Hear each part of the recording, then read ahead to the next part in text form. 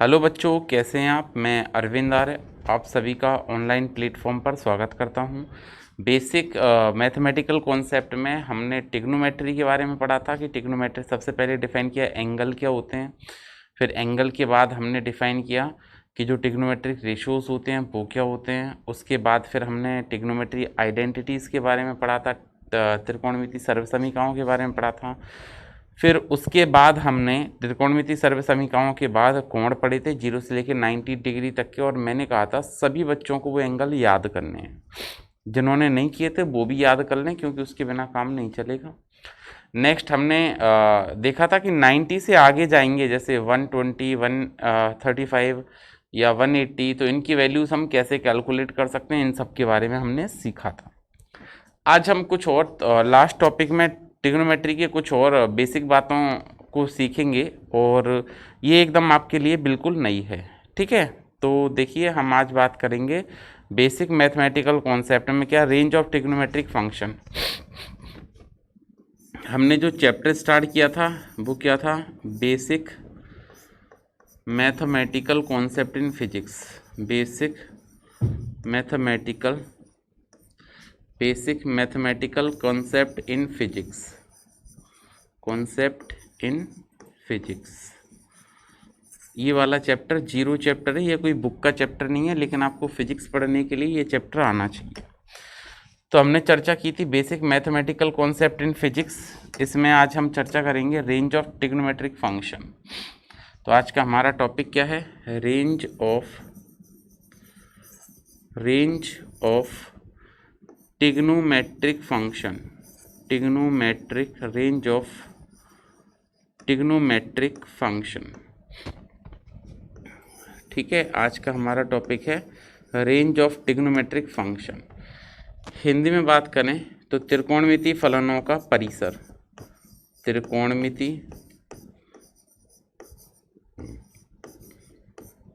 त्रिकोणमिति फलनों का परिसर। रेंज का मतलब होता है परिसर, त्रिकोणमिति फलनों का परिसर। इसकी हम बात करेंगे आज, ट्रिग्नोमेट्रिक फंक्शंस की बात करेंगे, किनकी रेंज होती है। त्रिकोणमिति फंक्शन जो हैं, ट्रिग्नोमेट्रिक फंक्शन जो हैं, उनकी रेंज क्या होती है, इसके बारे में डिस्कस करेंगे। तो देखिए mainly sine theta, cos theta, tan theta और कॉस और साइन को एक साथ कंबाइन करके पढ़ें तो उनकी हमको रेंज सीखनी है। यहाँ पे इन फंक्शनों की आपको रेंज सीखनी है। तो एक बार मैं बता देता हूँ, हमने ऐसा पढ़ा था कि आपके पास एक राइट एंगल ट्राइंगल हो, एक समकोण त्रिभुज हो, तो हम ऐसे राइट एंगल ट्राइंगल इस तरह से होता है हमारा। ठीक है, ये राइट एंगल ट्राइंगल हो गया हमारा, और हमने ऐसे पढ़ा था कि इस राइट एंगल ट्राइंगल में, समकोण त्रिभुज में, ये आपका अगर एंगल थीटा है, ये हो गया आपका क्या, एंगल थीटा, कोण थीटा है, और ये हो गया 90 डिग्री। तो हमने कहा अगर हम इसको नाम दे दें P और ये Q और ये R, तो ये राइट एंगल ट्राइंगल PQR की बात करें अगर हम, तो ये वाली भुजा जो है वो आपकी लंब कहलाएगी। क्या कहलाएगी, वो लंब। और ये वाली भुजा आपकी कहलाएगी आधार। ये क्या कहलाएगी, आधार। और अगर हम इस भुजा की बात करें तो ये कहलाएगी आपकी क्या, कर्ण।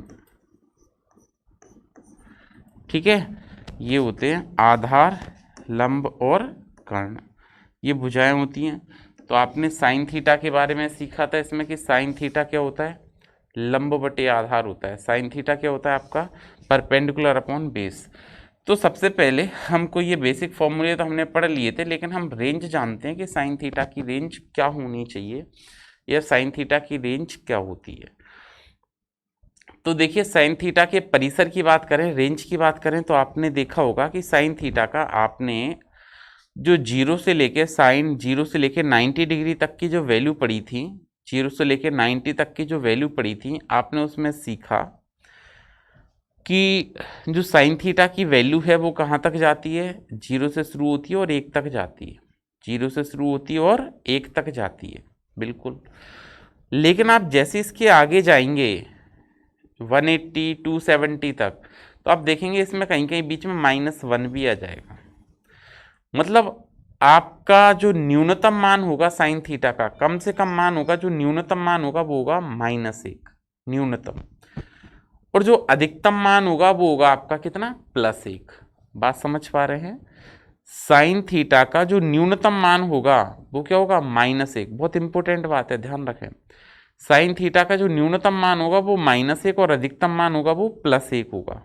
ठीक है, यह इससे इसके बीच में इसकी जो है वो मान वेरी करेंगे, इसी को हम रेंज या परिसर कहेंगे।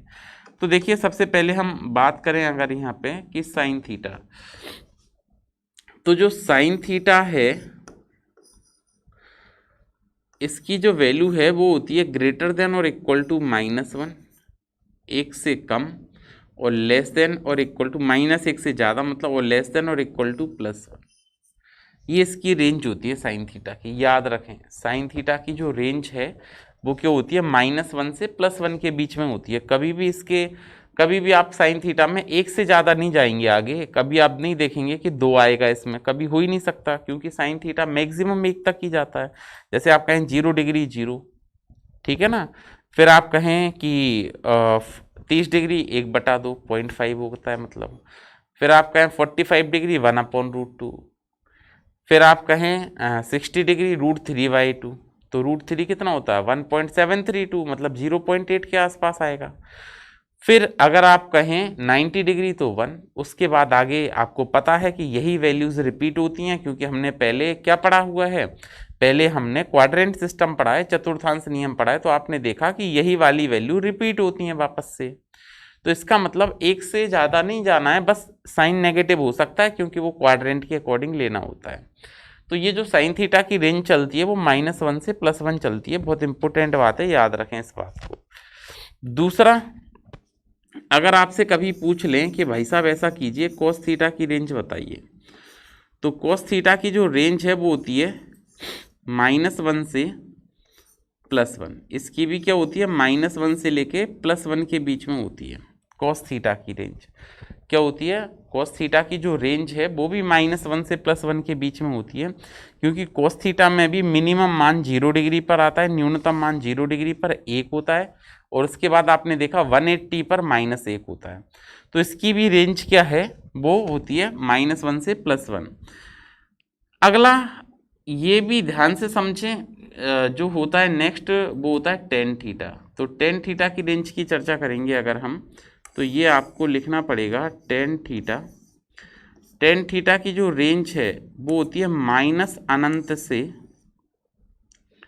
+अनंत के बीच में। कहाँ से कहाँ तक होती है, -अनंत से +अनंत के बीच में वेरी करती है, क्योंकि आपने देखा होगा 1090 डिग्री की वैल्यू क्या होती है 1090। तो 1090 तो 1090 कितना होता है, इन्फिनिटी। ठीक है, फिर अगर हम बात करें कि 1090 इन्फिनिटी होता है तो इसकी रेंज जो वेरी करेगी वो -अनंत से +अनंत के बीच में वेरी करेगी। ये तीन जो रेंजें हैं वो आपको अच्छे से याद करनी है, बाकी ज़रूरत नहीं है, बाकी सबकी कोसेक ले लें, सेक ले लें, कोट ले लें, उनकी सबकी -अनंत से +अनंत के बीच में वेरी करती है। इसका मतलब है कि एक साइन थीटा और कॉस थीटा ही ऐसे फलन हैं जिनकी वैल्यू -1 से +1 के बीच में आ रही है, मतलब परिभाषित वैल्यू है।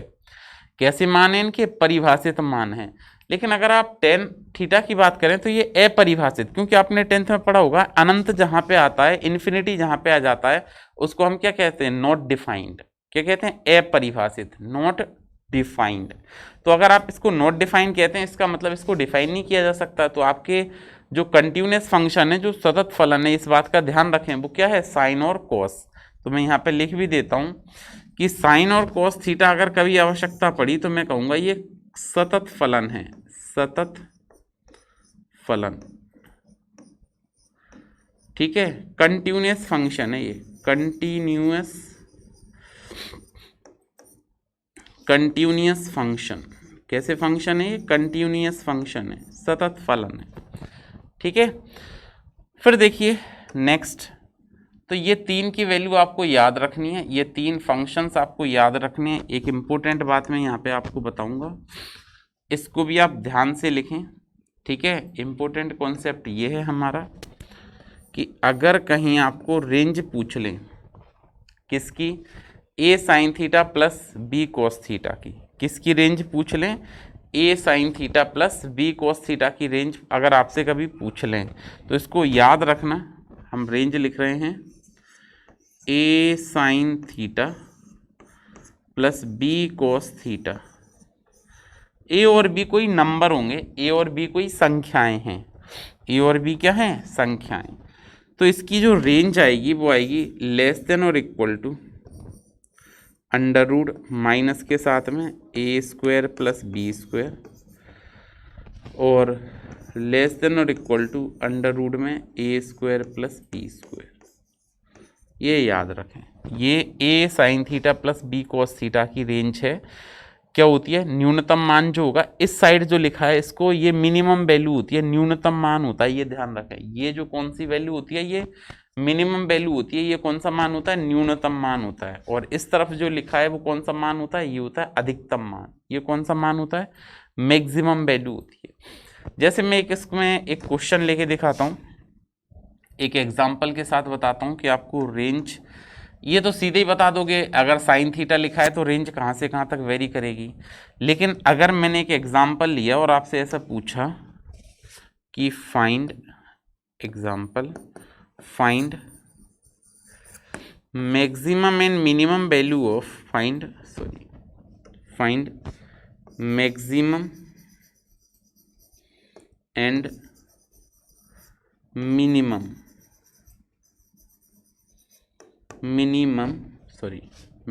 And minimum value of find maximum minimum value of 3 sine theta plus 4 cos theta, इसकी चाहिए मैक्सिमम और मिनिमम वैल्यू। ठीक है, हिंदी में लिखेंगे तो हम क्या लिखेंगे, देखो अभी ऐसा कोई प्रॉब्लम वाली बात नहीं है, आप आसानी से हिंदी में कर सकते हो इसको, है ना। हिंदी और इंग्लिश से अभी इतना ज़्यादा अंतर नहीं पड़ेगा, जैसे हम चैप्टर स्टार्ट करेंगे फिर अंतर पड़ेगा। तो देखो 3 sine theta plus 4 cos theta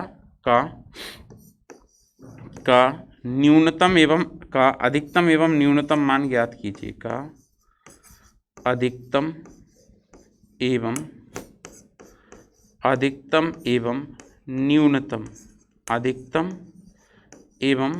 न्यूनतम मान ज्ञात कीजिए, अधिकतम एवं न्यूनतम मान ज्ञात कीजिए, ये आपको कहा गया है। ठीक है, क्या करना है आपको, 3 sine theta plus 4 cos theta जो आपको दिया गया है, 3 sine theta plus 4 cos theta का आपको क्या करना है, अधिकतम और न्यूनतम मान ज्ञात करके बताना है। तो देखिए इसका सॉल्यूशन बनाते हैं हम, अधिकतम और न्यूनतम मान ज्ञात करते हैं।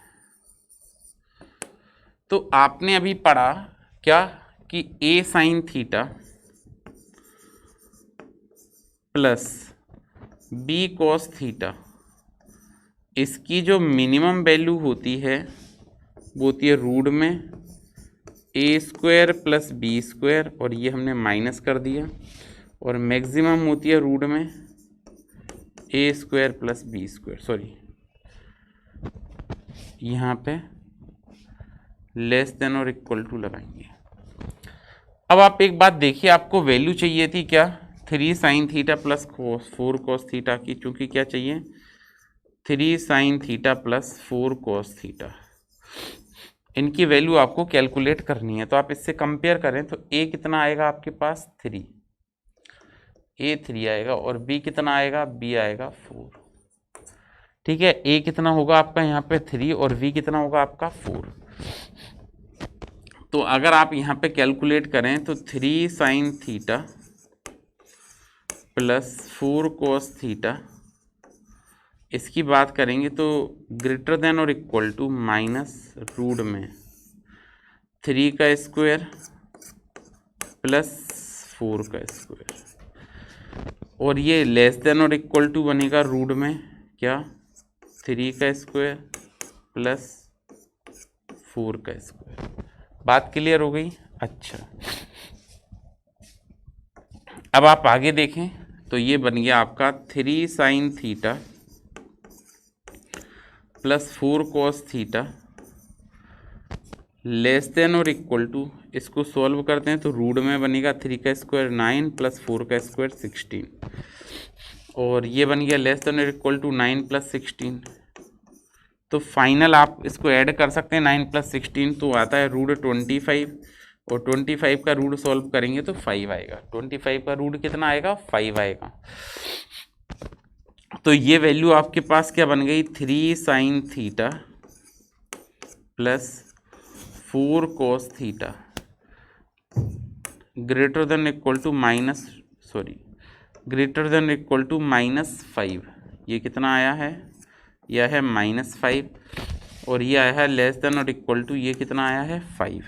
तो आपको ये याद रखना है कि अगर आपसे कभी ऐसा पूछ लिया जाए कि 3 sine theta plus 4 cos theta का जो मिनिमम वैल्यू है वो होगी -5, और जो मैक्सिमम वैल्यू है वो होगी +5। ये कौन सी है? मिनिमम।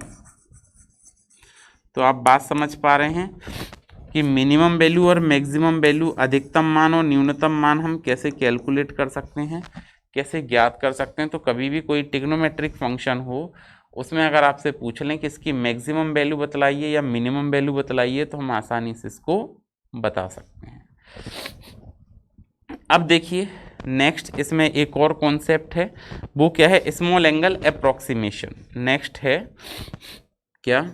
Small angle approximation. ये भी बहुत इम्पोर्टेंट कॉन्सेप्ट है, ठीक है। स्मॉल एंगल अप्रोक्सीमेशन हिंदी में कहेंगे तो अल्प कोण का, जो अल्प कोण होते हैं उसको कैसे माना जाता है, कैसे ज्ञात किया जाता है, उसके बारे में हमको सीखना है। अप्रोक्सीमेशन करना है उसका, अल्प कोणों का, स्मॉल एंगल्स का। तो देखिए अगर आप स्मॉल एंगल अप्रोक्सीमेशन करेंगे तो हमने एक यहाँ पे एक क्या लिया? सर्कल ले लिया। आर्क आप समझते होंगे, 10th क्लास आपने खूब पढ़ी है, तो आप आर्क के बारे में समझते होंगे। तो ये हो गया इसका रेडियस, ये क्या हो गया? इसका रेडियस हो गया यहाँ पे, ठीक है। यहाँ पे एक और रेडियस लिया, और ये रेडियस इतना छोटा लिया जिससे कि ये राइट एंगल ट्राइंगल फॉर्म हो सके, और radius is very very small. The radius is so very very small, बहुत ज़्यादा छोटा इसका रेडियस लिया है। यहाँ पे हमने जो रेडियस लिया है वो बहुत ज़्यादा, जो त्रिज्या लिया वो बहुत ज़्यादा छोटी ली है, ठीक है। ये त्रिज्या जो है, वो रेडियस जो है वो बहुत ज़्यादा छोटी ली है। तो क्या होगा कि ये तो आपका कहलाएगा सेंटर, ये इसकी रेडियस हो जाएगी r, ठीक है। और ये इसको इससे मिला दिया हमने, एक मिनट, एक स्ट्रेट लाइन से मिलाते हैं, सरल रेखा से मिलाते हैं। तो देखो इस पॉइंट को इससे मिलाओगे तो ये बिल्कुल लगभग सीधा मिलेगा, ये बिल्कुल परिधि पे ही मिल जाएगा। देखो इससे ये मिला दिया तो ये बिल्कुल परिधि पे ही मिलेगा, मतलब डिफरेंस नहीं आएगा इसमें ज़्यादा। और डिफरेंस ज़्यादा नहीं आएगा तो इस बात का फ़ायदा क्या होगा? इस बात का ये फ़ायदा होगा, देखो यहाँ से हमने इसको जैसे ही मिलाया तो ये सीधा राइट एंगल पे मिल रहा है, 90 डिग्री पे मिल रहा है सीधा। लेकिन अगर हम बड़ा ले लेते तो ये सीधा नहीं मिलता, फिर क्या होता? देखो मैं आपको बता देता हूँ। मान लो कि अगर यहाँ पे एंगल छोटा ना होता, इस तरह से एंगल छोटा नहीं है, इसमें छोटा एंगल नहीं लेना है हमको। इसका मतलब ये हो गया कि यहाँ से हमने क्या किया, एक तो एक बड़ा सा आर्क काटा, एक तो ये बिंदु मिला दिया और दूसरा ये मिला दिया। अब मैं कहूँ कि इन दोनों पॉइंट्स को आपस में ज्वाइन करवाओ, तो आप क्या करेंगे? जब इसको इससे ज्वाइन करवाएंगे तो देखो ये आ गया, मतलब ये आर्क हो गया, आर्क ये है, लेकिन आपने ज्वाइन करवाया तो वो परिधि पर नहीं मिल रहा है, परिधि से कुछ अलग मिल रहा है, और परिधि से कुछ अलग मिलेगा तो इस कारण से जो स्मॉल एंगल अप्रोक्सीमेशन है वो ट्रू नहीं होगा, सत्य नहीं होगा। तो हमने क्या किया यहाँ पे, स्मॉल एंगल अप्रोक्सीमेशन में, अल्प कोण में, तो हमने इसको क्या किया, ये थीटा मान लिया, ये एंगल, ये क्या मान लिया यहाँ पे? थीटा, ठीक है। और हमने इसको कट कर लिया, इतने सेक्शन को, इतने, ये क्या हो गया? चाप। आर्क कहते हो आप इसको इंग्लिश में, क्या कहते हो, आर्क।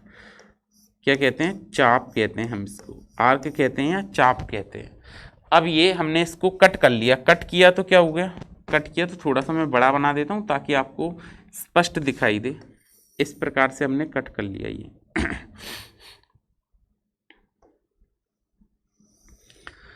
ये आगे ऐसे था, और ये वही अल्पकोण था, स्मॉल एंगल था, लेकिन हमने क्या किया, यहाँ से इसको कट कर लिया। कट किया तो देखो इसको ऐसे ज्वाइन करवा दिया, और सॉरी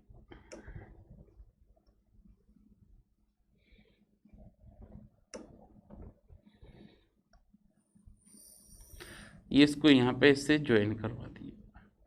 आप देख पा रहे होंगे कि हमको पता था कि ये जो है ये एंगल क्या था आपके पास, थीटा। ठीक है, ये एंगल क्या था आपके पास, थीटा। इसको आप क्या कहेंगे, त्रिज्या।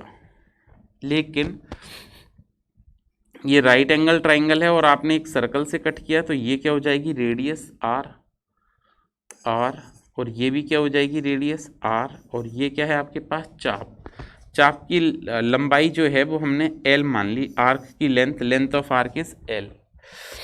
बेसिकली अगर हम टिग्नोमेट्री की बात करें, क्योंकि एक राइट एंगल ट्राइंगल है, तो उसके आधार पर हम टिग्नोमेट्री की बात करें तो आप इसको क्या कहते हैं, परपेंडिकुलर, लंब कहते हैं। आप इसको क्या कहते हैं, परपेंडिकुलर कहते हैं। इसको क्या कहते हैं आप, इसको कहते हैं हम बेस, मतलब आधार कहते हैं, आधार। और इसको क्या कहते हैं, हाइपोटेनियस, मतलब कर्ण कहते हैं। हाइपोटेनियस मतलब क्या कहते हैं हिंदी में, कर्ण। अब आप एक बात पर ध्यान दें, स्मॉल एंगल अप्रोक्सीमेशन में हमने कहा यदि इफ एंगल इज स्मॉल, क्या मानेंगे, यदि कोण अल्प है। क्या कहा, if angle is small, if angle is small, यदि कोण, हिंदी में कहें तो क्या कहेंगे, यदि कोण अल्प है, यदि कोण अल्प है तब, अल्प है तब, ठीक है, इफ एंगल स्मॉल देन, तब क्या होगा, सबसे पहले हम एंगल का फॉर्मूला लगाते हैं, कोण का सूत्र लगाते हैं। तो हिंदी में सुने, पहले इंग्लिश में सुने, एंगल इक्वल टू क्या होता है, आर्क अपॉन रेडियस। एंगल का फॉर्मूला जो है वो क्या होता है, आर्क अपॉन रेडियस।